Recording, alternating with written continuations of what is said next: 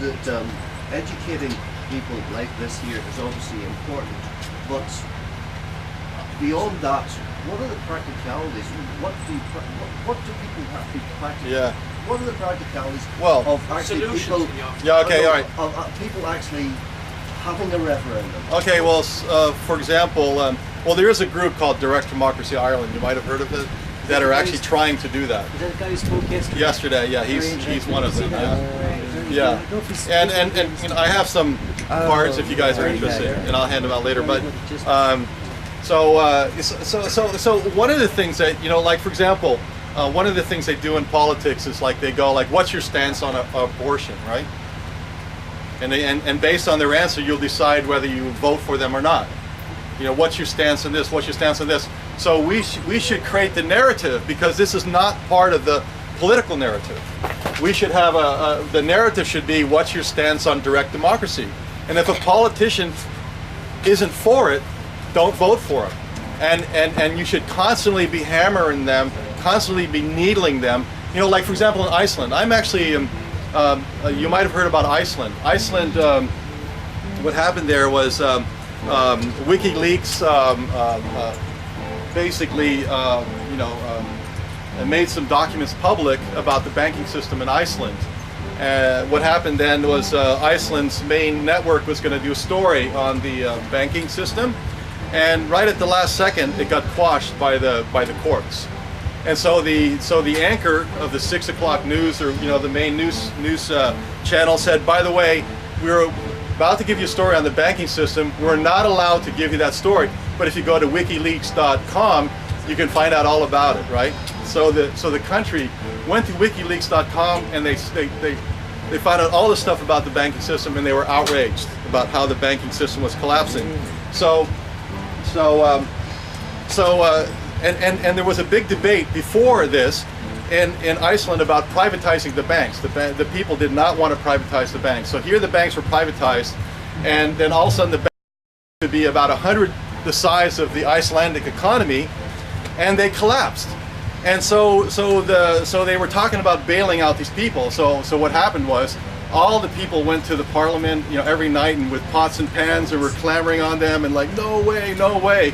And it got to the point where the leader of Iceland said, okay, we're going to have a referendum on this, right?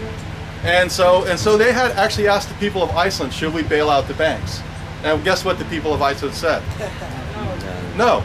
And so what happened is they still got an IMF loan because their government was running a deficit, and they're paying that back, but they didn't add the loan to the banks on top of that, right? And then what they did is said, hey, we can never let this happen again. Let's have a big conference. So they invited 1,000 people at random. They all came together in a building and said, what can we do about it? Well, let's change our constitution. So they did that for a while, and then they selected 25 people out of that group, and these 25 people have actually been rewriting. These are housewives, garbage men, fishermen, just average people, have rewritten the Icelandic constitution. And when they looked around the world, and said, well, what are the best features of democracy? Because if we're going to rewrite our constitution, let's have the best one you can create. And guess what they discovered? Direct democracy. And my friend has been the consultant to Iceland to help them implement their direct democracy.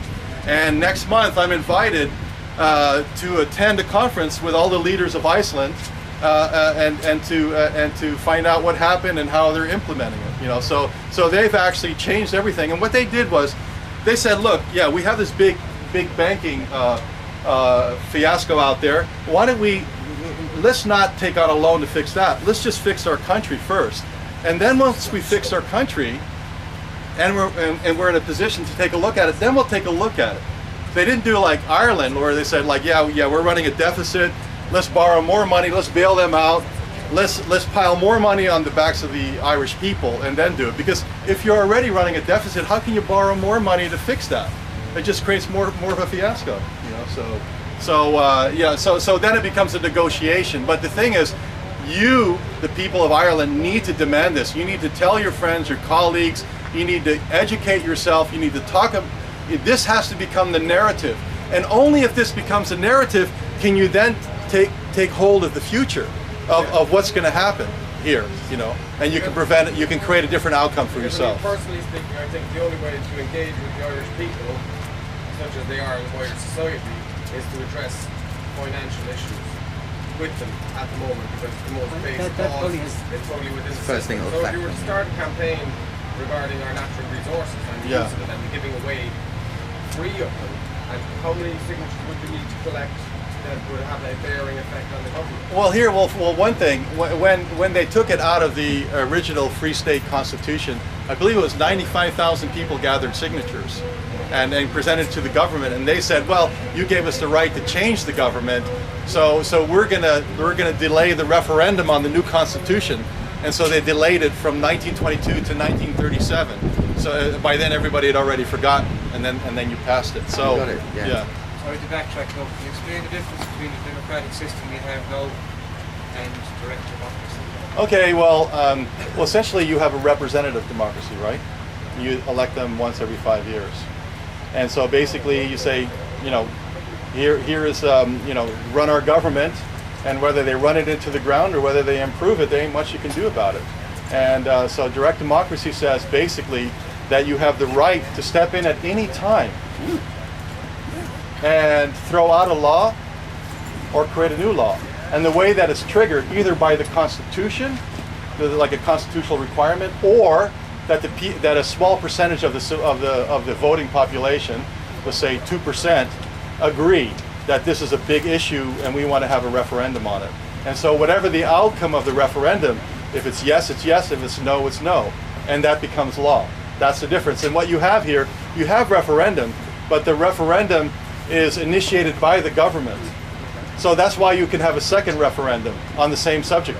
If it was controlled by the people, you would never have that. You would say the people have spoken, so be it. You know? That's the difference.